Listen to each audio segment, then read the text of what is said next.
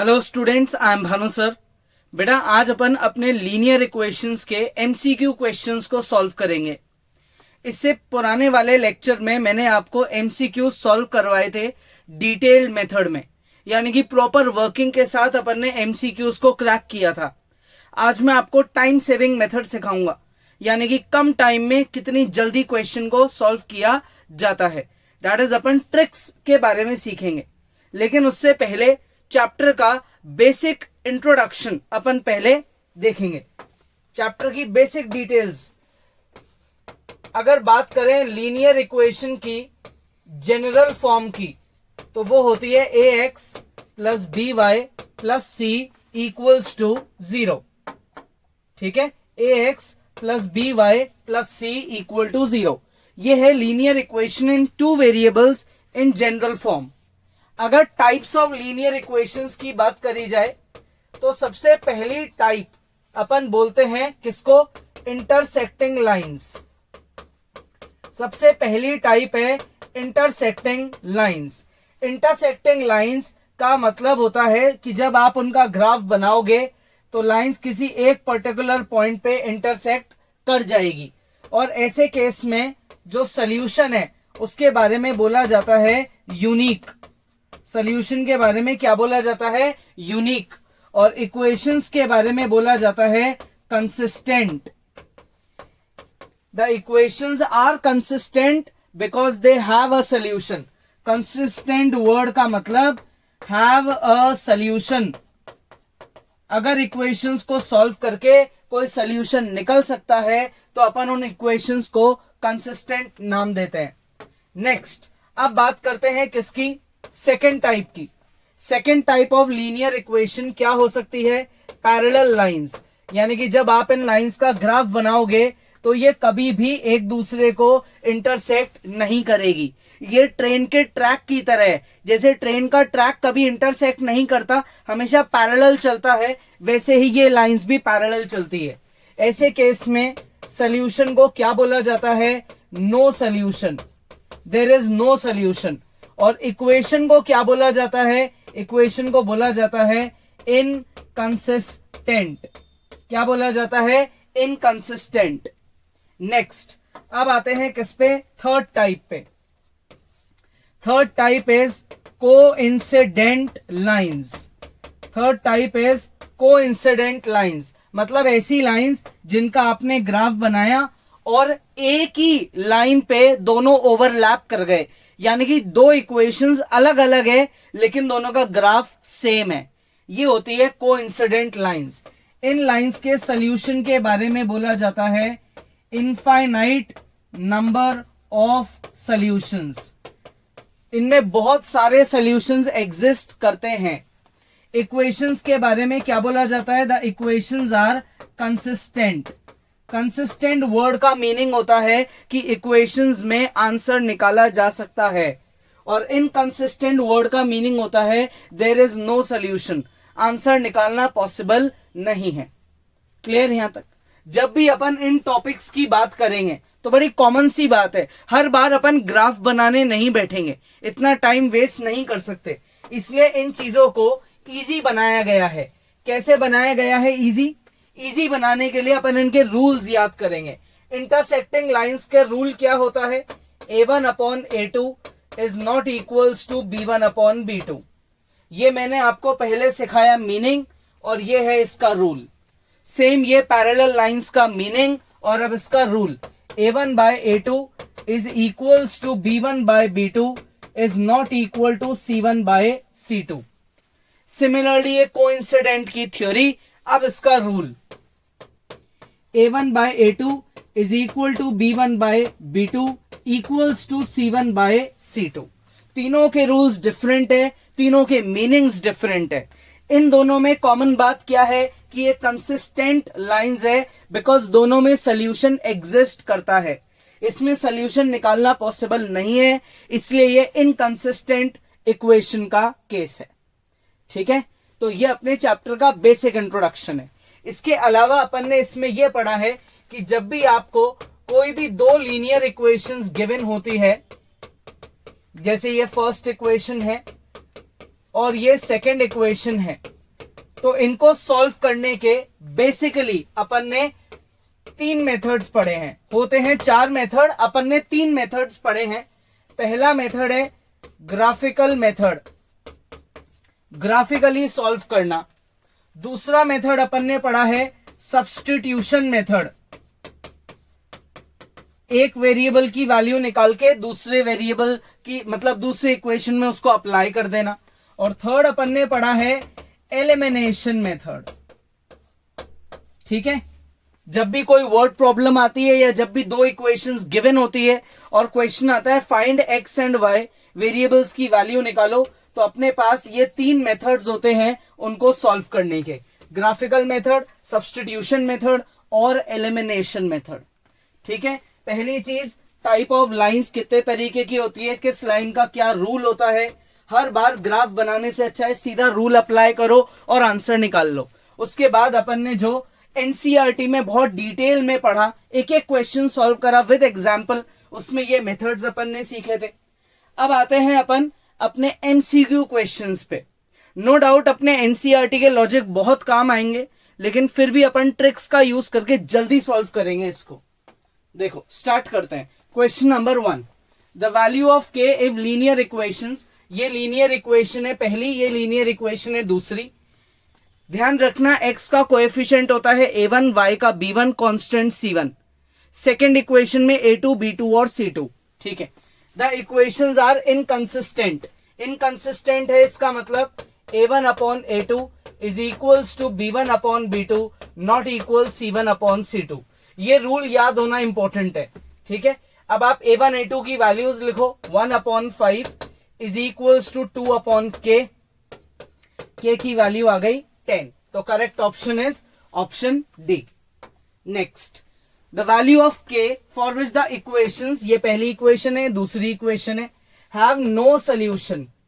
इन equations में solution exist नहीं करता, तो नो सोल्यूशन का रूल होता है a1 by a2 is equals to b1 by b2 not equal c1 by c2। अब इस चीज को तो भूल जाओ, इसका कोई काम नहीं है, काम इन दोनों का है क्योंकि ये आपस में इक्वल है। करें a1 बाय a2, 1 बाय 2, ठीक है, is equals to b1 by b2, 1 upon k की वैल्यू आ गई सॉल्व करके 2 के इक्वल। k की वैल्यू क्या है 2। तो करेक्ट ऑप्शन इज डी। अब आते हैं नेक्स्ट क्वेश्चन पे। 2 डिजिट नंबर है।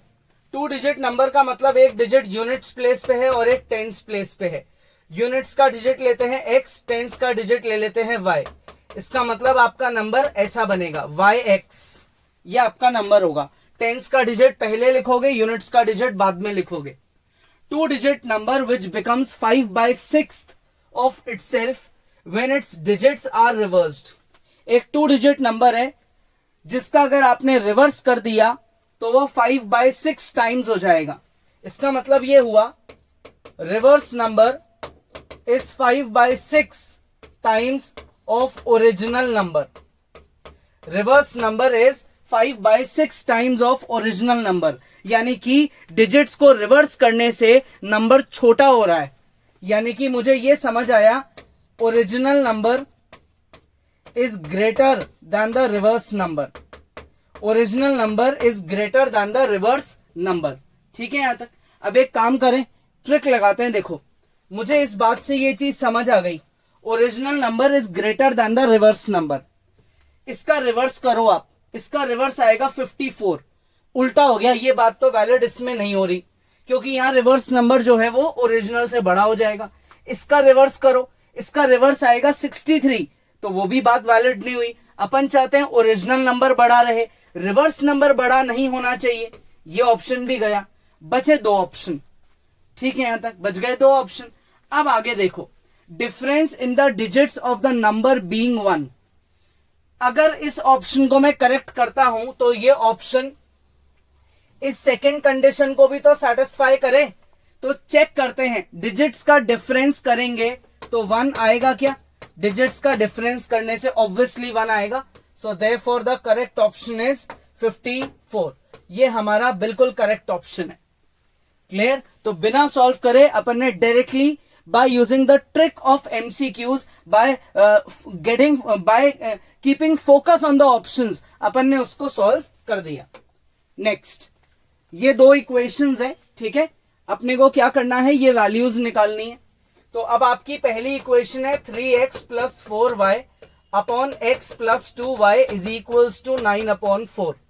क्रॉस मल्टीप्लाई करेंगे 12x plus 16y is equal to 9x plus 18y. ढंग से सुनना आप, ठीक है ना. अपन एमसीक्यू उसको जल्दी सॉल्व करेंगे ताकि अपना टाइम बचे. इसको इधर ट्रांसफर कर दो, इसको इधर ट्रांसफर कर दो. तो ये 9x इधर आके माइनस हो जाएगा, बचेगा 3x. 16 उधर जाके माइनस हो जाएगा, बचेगा 2y. 3x is equal to 2y हो चुका है. अब जो आपको फाइंड करना है उसे लिखो. 3x plus 5y upon 3x minus y.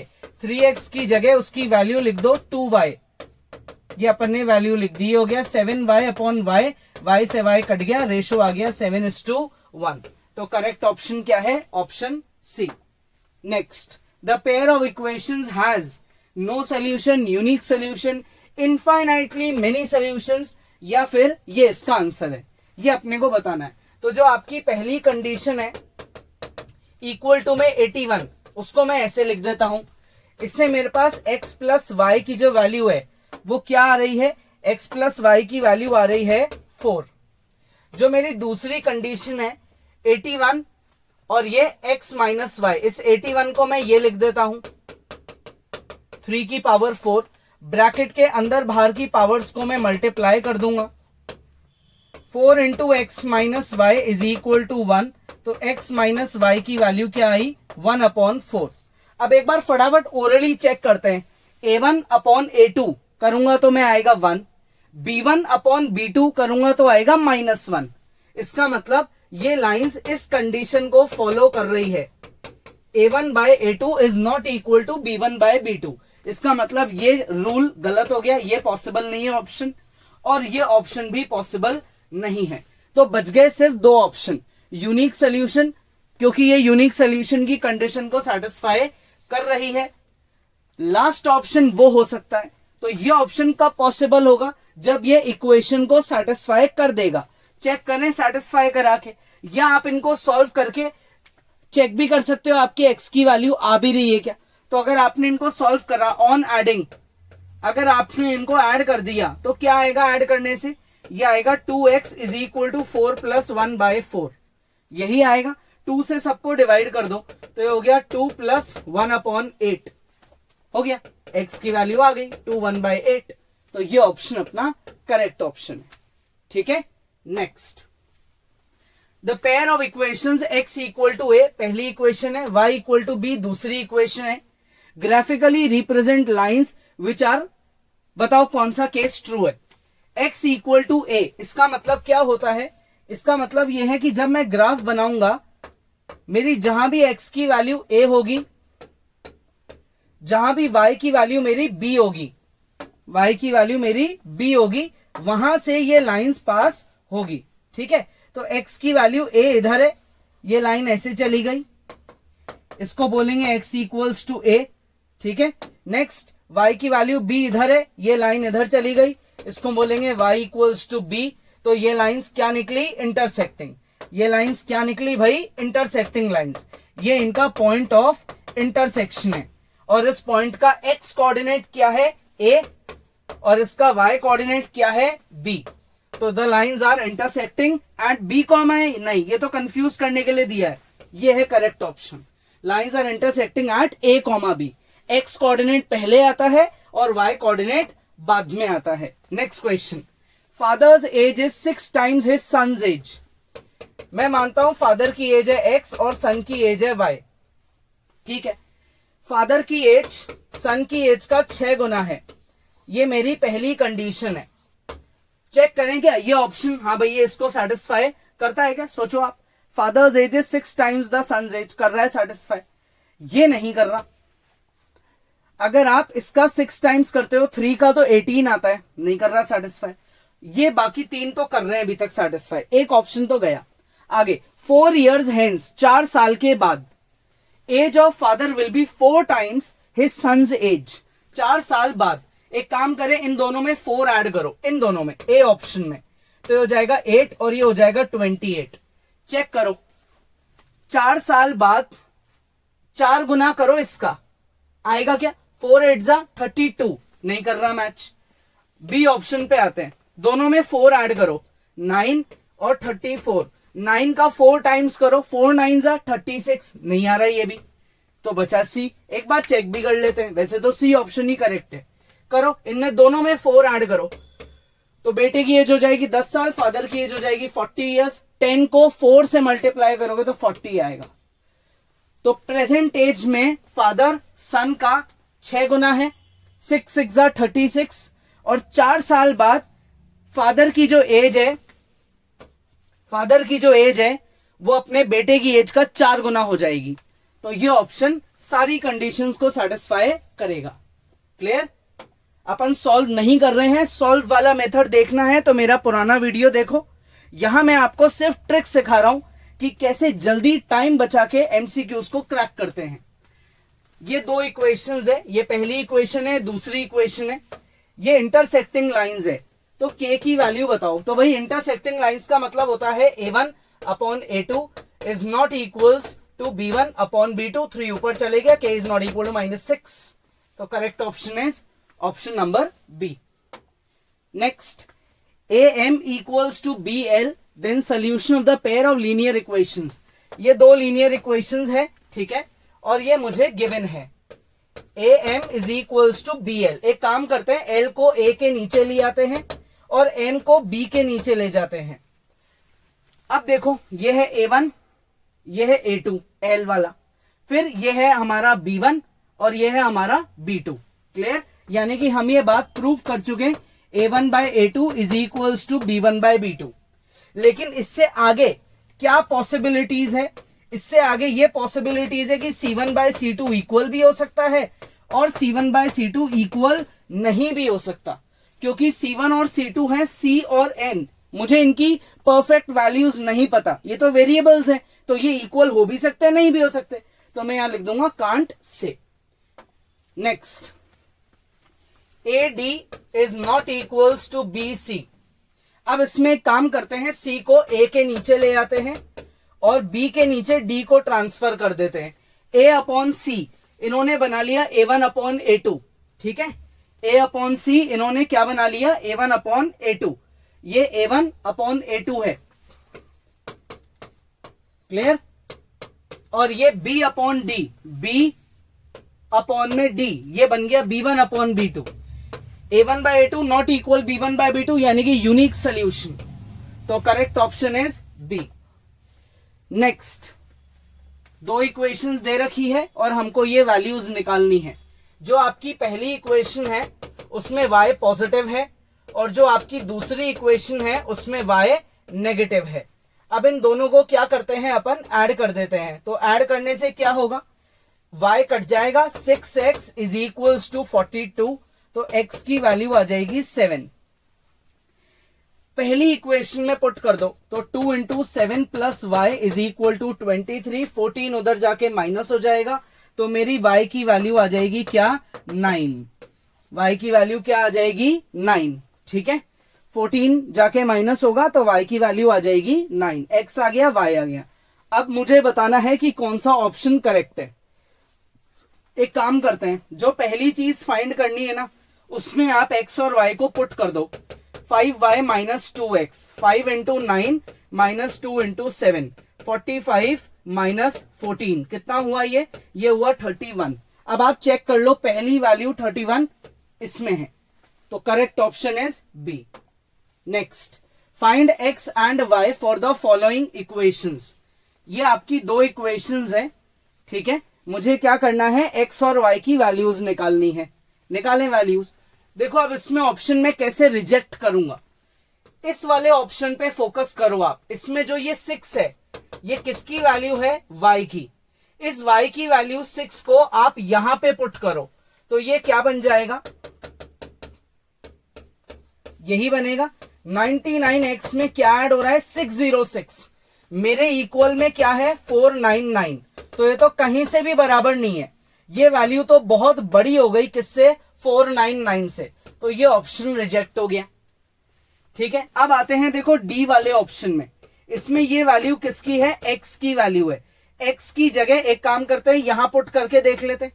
ठीक है, यहां पुट करो आप, इस इक्वेशन से रिजेक्ट करते हैं। तो ये हो गया 101 into x plus 99 into y equals to 501 आ सकता है क्या यार? ये तो खुद ही 606 आ रहा है, तो ये 501 से तो बहुत ज्यादा ही बड़ा होगा, तो ये ऑप्शन भी मेरा रिजेक्ट हो गया। क्लियर यहां तक? दो ऑप्शन तो रिजेक्ट हो गए। अब बचे कितने? अब बचे सिर्फ ये दो ऑप्शंस। इन्हीं में से कोई करेक्ट होगा, क्योंकि इन दोनों ने तो इक्वेशंस को क्लियरली दिख गया कि सेटिस्फाई नहीं करा। ठीक है, तो अब अपन हिट एंड ट्रायल मेथड लगा लेते हैं। ये ऑप्शंस इसमें अप्लाई करके देखते हैं। 99 into 3 plus 101 into 2, option B को चेक कर रहे हैं अपन। 99 इंटू 3, इसको मैं ऐसे लिख सकता हूं क्या? दिमाग लगाना ढंग से। 99 क्या होता है? 100 माइनस 1। 100 माइनस 1 को 3 से मल्टीप्लाई करो, 300 माइनस 3, ये होता है 100 प्लस 2, 200 प्लस 2, तो ये हो गया 500। पहली इक्वेशन तो सेटिस्फाई हो गई। ठीक है, अब इसी बी ऑप्शन से सेकेंड इक्वेशन को चेक करते हैं। 101 multiply by 3 plus 99 multiply by 2। ठीक है, तो ये कितना हो जाएगा भाई? 100 प्लस 1 होता है 101, तो ये हो गया 300 प्लस 3, ये होता है 100 माइनस 1, तो ये हो गया हमारा 200 माइनस 1, ये हो गया 500 प्लस 1 यानी कि 501। दूसरी इक्वेशन भी ट्रू है, तो करेक्ट ऑप्शन हमारा ऑप्शन बी है। दो ऑप्शन तो वैसे ही रिजेक्ट हो गए और इस ऑप्शन ने दोनों इक्वेशंस को सेटिस्फाई कर दिया। मैंने 99 को किस ट्रिक से मल्टीप्लाई करा है और 101 को, ये याद रखना है।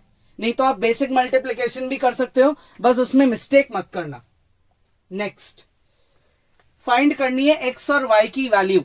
आपको ये इक्वेशंस गिवन है, देखो 21 upon x plus 47 upon y is equal to 110। ठीक है, एक काम करते हैं, इस इक्वेशन में पहला ऑप्शन अप्लाई करके देखते हैं। एक्स की वैल्यू है 1/3, देखना इधर ढंग से, एक्स की वैल्यू है 1/3 यानी कि 1/x की वैल्यू क्या हुई? 3। y की वैल्यू है 1/2, तो 1/y की वैल्यू क्या हुई? 2। कर दो अप्लाई, तो यहां पे आएगा 21 इंटू 3 प्लस 47 इंटू 2, कितना हुआ ये हुआ 63 प्लस ये कितना हुआ? तो बहुत बड़ा होने वाला है। 47 का डबल करो 14 और ये 1 कैरी गया, तो ये हो गया 94। ये तो कहीं से भी इक्वल नहीं आएंगे, कहीं से भी इक्वल नहीं आएंगे, यानी कि जो मेरा ए ऑप्शन है वो रिजेक्ट हो गया। अब मैं आता हूं मेरे बी ऑप्शन पे। बी ऑप्शन को चेक करते हैं। ये सेम 1/x की वैल्यू 3 है और y की वैल्यू यहां पे क्या है? y की वैल्यू है 1। y की वैल्यू क्या है? y की वैल्यू है 1। ठीक है, यहां y की वैल्यू अब बी ऑप्शन में 1 है। करो अप्लाई पहली इक्वेशन में। ये पहली इक्वेशन जो है इसमें अप्लाई करते हैं। क्या आएगा भाई अप्लाई करके? 21 इंटू 3 47 इंटू 1, 47 इंटू 1, तो ये हो गया 63 प्लस 47। 60 में 40 जोड़ा तो हुआ 100 में 10 और जोड़ा तो ये हो गया 110, आ गया बराबर। ठीक है, अब इसी ऑप्शन से नेक्स्ट इक्वेशन को भी चेक करके देख लेते हैं, नेक्स्ट वाली भी सेटिस्फाई हो रही है क्या। तो नेक्स्ट इक्वेशन क्या है आपकी? 47 upon x plus 21 upon y is equal to 162। 1 upon x की वैल्यू 3 है, 47 इंटू 3, 1 अपॉन वाई की वैल्यू 1 है। ठीक है, 47 इंटू 3 करेंगे, 7 3 21, 2 कैरी गया 141। ठीक है, और ये है 21 इंटू 1 प्लस 21, तो ये हो गया 162, आ गए बराबर। यानी कि ये वाला जो पॉइंट है ये दोनों इक्वेशंस को सेटिस्फाई कर रहा है, तो ये करेक्ट ऑप्शन है। Next, half perimeter of rectangular garden whose length is 4 metre more than width. Length 4 metre ज्यादा है विड्थ से, लेंथ बड़ी है। हमेशा ऑप्शंस जो होते हैं उसमें L, B का ऑर्डर चलता है। L माइनस बी 4 होना चाहिए according to the given statement. तो यहां देखो, यहां तो लेंथ छोटी है, ये ऑप्शन को रिजेक्ट करो। यहां भी लेंथ छोटी है, इसको भी रिजेक्ट करो। यहां देखो, यहां लेंथ है तो बड़ी, लेकिन लेंथ और ब्रेड्थ को सब्ट्रैक्ट करने से 4 नहीं आएगा। ये बिल्कुल करेक्ट ऑप्शन है, तो यहां करेक्ट ऑप्शन ए है। क्लियर? सिर्फ ये जो हिंट है इसी से अपन ने चेक कर लिया कि कौन सा ऑप्शन करेक्ट होगा। हमेशा ऑप्शन में पहली वैल्यू लेंथ की होती है और दूसरी वैल्यू ब्रेड्थ की होती है, ये याद रखना है। Next, sum of the ages of father and son is 40 years. Father और सन की एज का टोटल जो है वो है 40। ठीक है। If father is 3 times that of son, father की एज अपने बेटे की 3 गुना है। ठीक है, तो ये वैल्यू उठा के यहां लिख दो। 4y, 3y यहां लिखोगे तो 3y प्लस y 4y हो जाएगा, इज इक्वल टू 40। तो y की वैल्यू आ गई 10। y की वैल्यू जो 10 है उसको यहां लिख दो, तो उससे मेरी x की वैल्यू क्या आ जाएगी? 3 10 30, 3 10 30, ये वैल्यू आ गई 30। What is the father's age? Fathers age is 30 years. Next question पे आते हैं। 2 men 7 boys can do a piece of work in 4 days. 1 man 1 boy 4 men 4 boy in 3 days. 2 man और 7 बॉयज मिलके 4 दिन में काम करेंगे, 4 मैन और 4 बॉयज मिलके 3 दिन में काम करेंगे। ये बताओ कि एक बॉय को कितने डेज चाहिए और एक मैन को कितने डेज चाहिए। ठीक है, ये फाइंड करना है। कैसे करें फाइंड इसको? एक काम करते हैं, यहां लिखते हैं work done by 1 man in 1 day। एक आदमी एक दिन में कितना काम कर रहा है? 1/x। Work done by 1 boy in 1 day कितना है? 1/y।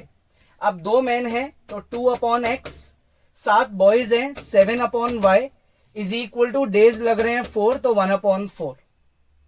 ठीक है यहां तक। सेकेंड इक्वेशन, 4 मैन है 4/x, 4 बॉयज हैं 4/y इज इक्वल टू 1/3। इस पूरी इक्वेशन को मल्टीप्लाई कर दो बाय -2 से, तो ये होगा माइनस का 4/x माइनस का 14/y माइनस का 1/2। ये है इक्वेशन नंबर 1, ये है इक्वेशन नंबर 2। दोनों इक्वेशंस को क्या करेंगे? ऐड कर देंगे। दोनों इक्वेशंस को ऐड करते हैं। माइनस का 4/x और प्लस का 4/x ये कट जाएगा। माइनस का 14 और प्लस का 4, माइनस का 10/y, माइनस 1/2 और प्लस 3 करेंगे, तो ये करने से मेरे पास एलसीएम लेके आएगा माइनस का 1/6।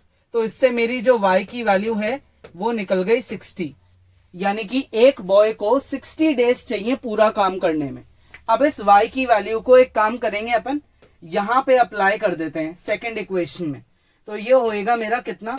4/x प्लस 60 पुट करो, तो ये हो गया 1/15 इज इक्वल्स टू 1/3। इसको इधर ले जाके माइनस कर दो।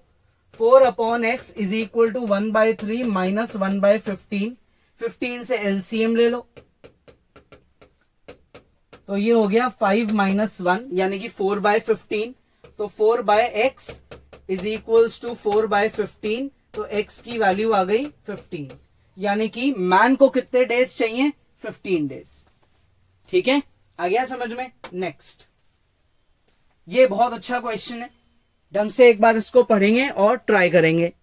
देखो इसमें क्या बोला गया? In an election between A and B, 2 parties के बीच में इलेक्शन हो रहा है। A obtained votes equal to twice the number of persons on the electoral roll who did not cast their vote. यानी कि जितने लोगों ने वोट नहीं दिया उसका डबल कर दो, उतने वोट ए को मिले हैं। तो डिडंट वोट, कितने लोग हैं भाई जिन्होंने वोट नहीं दिया? अपन मान लेते हैं x। तो ए को कितने वोट मिले? ए को जो वोट मिले वो हो गए डबल यानी कि 2x।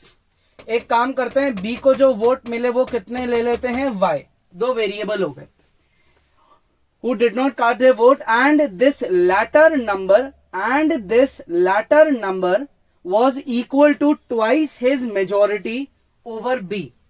मेजॉरिटी का मतलब majority of A over B. इस वर्ड का क्या मतलब है? इस वर्ड का मतलब है कि ए के वोट ज्यादा हैं, बी के वोट कम है। मतलब इलेक्शन के रिजल्ट में ए जीता है, बी हारा है, तो ये ए की मेजॉरिटी है।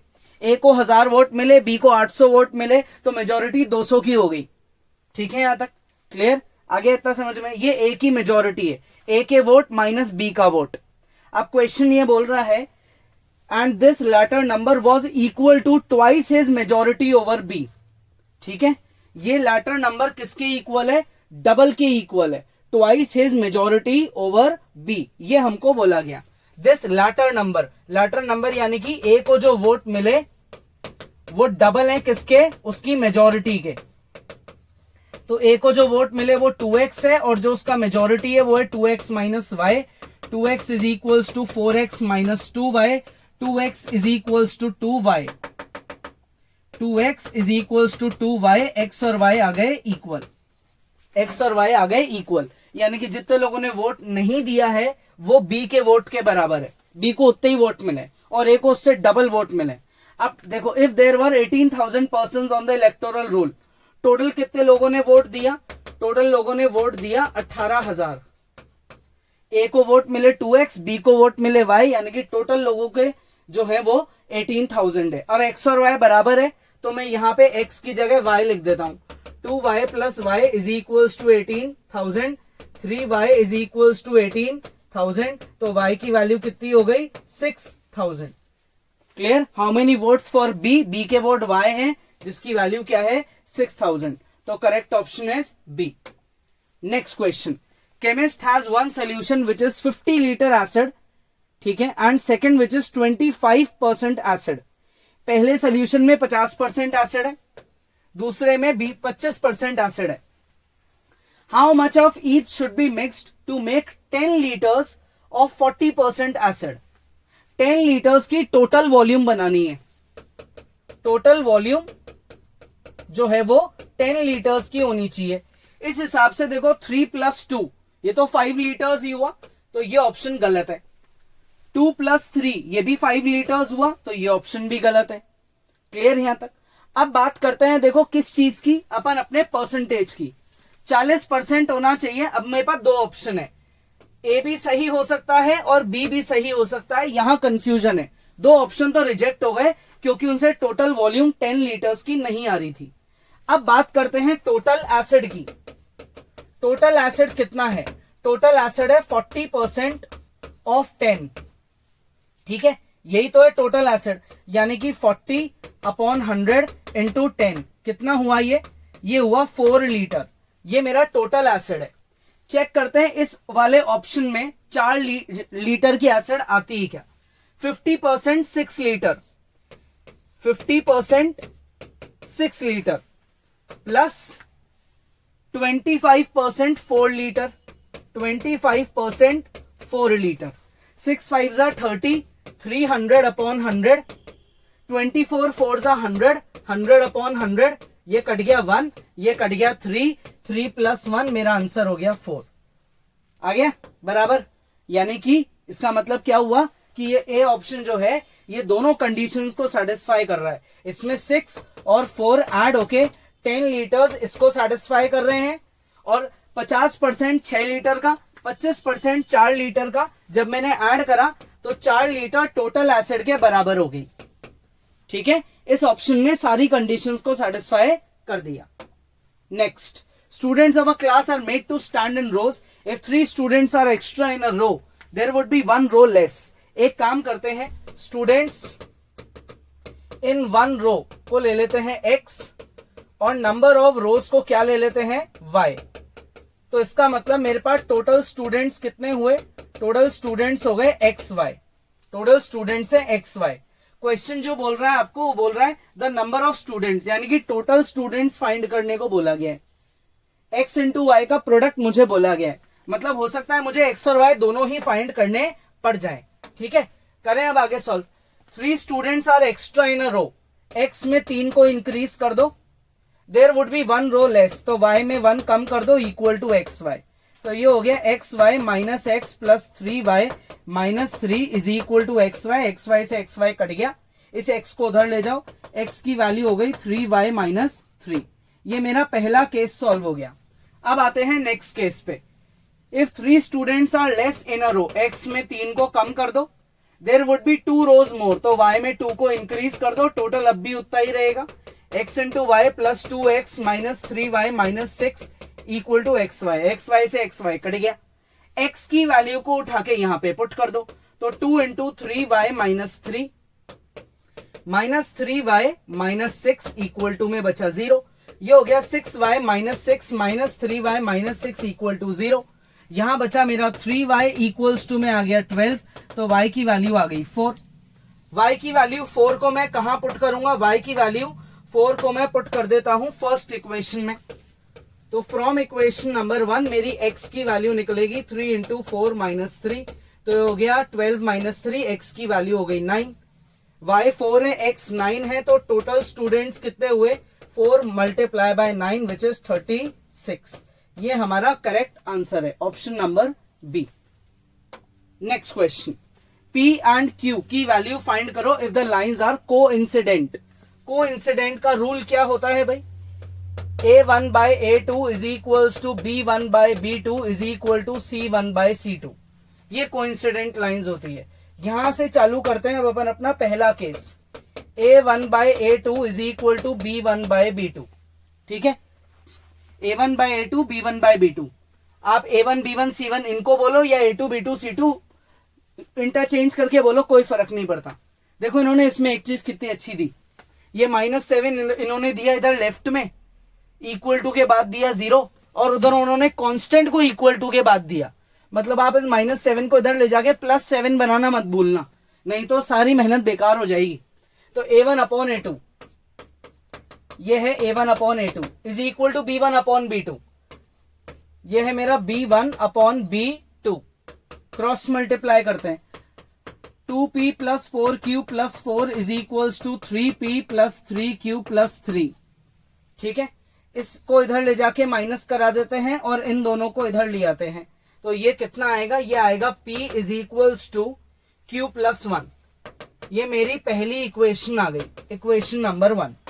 अब मैं आता हूं किस पे, मेरे सेकेंड केस पे, b1 upon b2 is equal to c1 upon c2, करो b1 upon b2, 3 upon p plus 2q plus 2 is equal to c1 upon 4p plus 4q plus 1, इसको उधर ले जाओ, 12p plus 12q plus 1 is equals to 7p plus 14q plus 14, ठीक है यहां तक।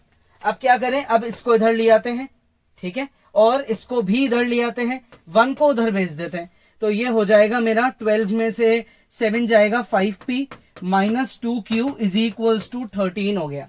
अब यहाँ पे इक्वेशन 1 की वैल्यू पुट कर देते हैं, क्या लिखेंगे, यूज इक्वेशन नंबर 1, क्या आएगा, इक्वेशन 1 को पुट कर दिया तो 5 इंटू क्यू प्लस 1 p की value minus 2q is equal to 13, 5q plus 5 minus 2q is equal to 13, 3q is equals to कितना हो जाएगा, ये चीज उधर जाके अपने माइनस हो जाएगी, ठीक है।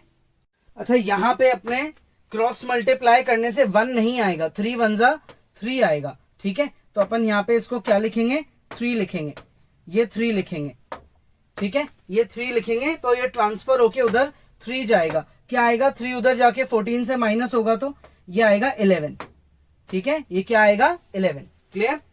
अब आगे सॉल्व करते हैं, तो अब इसको आगे सॉल्व करेंगे तो ये अपना इक्वल्स टू में 13 की जगह 11 है, यहाँ 13 नहीं है, यहाँ पे 11 है, ये 5 उधर जाके माइनस हो जाएगा, तो ये हो जाएगा 6, तो इससे q की वैल्यू आ गई 2, तो फ्रॉम इक्वेशन नंबर 1 अगर मैं q को 2 पुट कर दूंगा तो मेरी p की वैल्यू क्या हो जाएगी 3, तो q है 2 और p है 3, p है 3 और q की वैल्यू क्या है 2, ये हमारे करेक्ट ऑप्शन है। Next, the pair of two equations y equal to 0 and y equal to -7, 0 ये वाली लाइन है, ठीक है, -7 यहां कहीं आएगी लाइन, -1 -2 -3 -4 -5 -6 -7 ये वाला पॉइंट है, ठीक है, तो y इक्वल टू 0 जो है आपकी वो ये वाली इक्वेशन है, और y इक्वल्स टू -7 वो इससे जाती हुई ये वाली इक्वेशन है। ये लाइंस आपस में क्या निकल गई, पैरेलल। पैरेलल लाइंस के बारे में क्या बोला जाता है, दे हैव नो सॉल्यूशन, ठीक है। नेक्स्ट, 4900 रुपीज है जिसको हमने 150 चिल्ड्रन को दिया, ईच गर्ल जो है उसके पास 50 रुपए आए और बॉय के पास 25 रुपए आए, तो ये बताओ कि बॉयज कितने हैं। तो एक काम करेंगे अपन यहाँ पे बॉयज को ले लेंगे कितना एक्स फाइंड करना है हमको, और गर्ल्स को ले लेते हैं वाई। बॉय और गर्ल मिला के कितने लोग हैं, 150 लोग हैं, टोटल 150 बच्चे हैं, ये लिखाए हैं। ठीक है, गर्ल को 50 रुपए मिल रहे हैं, बॉय को 25 रुपए मिल रहे हैं, तो 25x बॉय का अमाउंट, 50y गर्ल का अमाउंट इज इक्वल टू 4900। सबको एक काम करते हैं 25 से डिवाइड कर देते हैं। क्या आएगा डिवाइड करके, x plus 2y is equals to 4900 को डिवाइड करेंगे तो ये आएगा 196। कितना आएगा ये आएगा 196। ये मेरी सेकेंड इक्वेशन आ गई। अब मुझे इनको क्या करना है, सॉल्व करना है। तो मैं यहां लिखता हूं इक्वेशन 2 माइनस 1, x से x कट जाएगा, 2y में से y जाएगा और 196 में से 150 जाएगा, तो y की वैल्यू आ गई 46। तो फ्रॉम इक्वेशन 1 y की वैल्यू को पुट करेंगे तो x plus 46 is equals to हो गया 150, ये उधर जाके माइनस होगा, x की वैल्यू आ गई 102। तो कितने बॉयज हैं, 102 बॉयज हैं। Next, A B C D E एक पेंटागन है। ठीक है, पेंटागन एक 5 साइड का फिगर होता है इस तरीके से, इसको पेंटागन बोलते हैं। बी ई पैरेलल है सी डी के, बी सी पैरेलल है डी ई के, बी सी परपेंडिकुलर है डी सी के, ये बी, ये पैरेलल है सी डी के। ठीक है, यहां है ए। अब देखो गिवन क्या है, A B equal to a 33 centimetre, B E कितना गिवन है 5, बी सी कितना गिवन है x minus y, D E भी कितना गिवन है x माइनस वाई। ठीक है, और सी डी कितना गिवन है x प्लस वाई। पेरीमीटर कितना गिवन है 21, यानी कि सारी साइड्स का टोटल।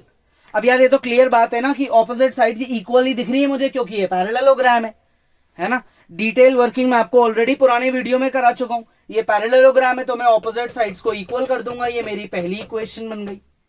अब मैं आता हूं किस पे, मेरे पेरीमीटर पे। पेरीमीटर क्या है 3 प्लस x माइनस वाई 2 बार है, और प्लस ये वाली साइड जिसकी वैल्यू क्या है 5। ये पूरा पेरीमीटर है। पेरीमीटर में मैं इसको इंक्लूड नहीं करूंगा क्योंकि ये मेरा कंस्ट्रक्शन है। 3 प्लस 3 हो गया 6, 6 प्लस 5 हो गया 11, उधर जाके माइनस होगा तो बचेगा 10। तो इससे x माइनस वाई की जो वैल्यू है वो आ गई 5।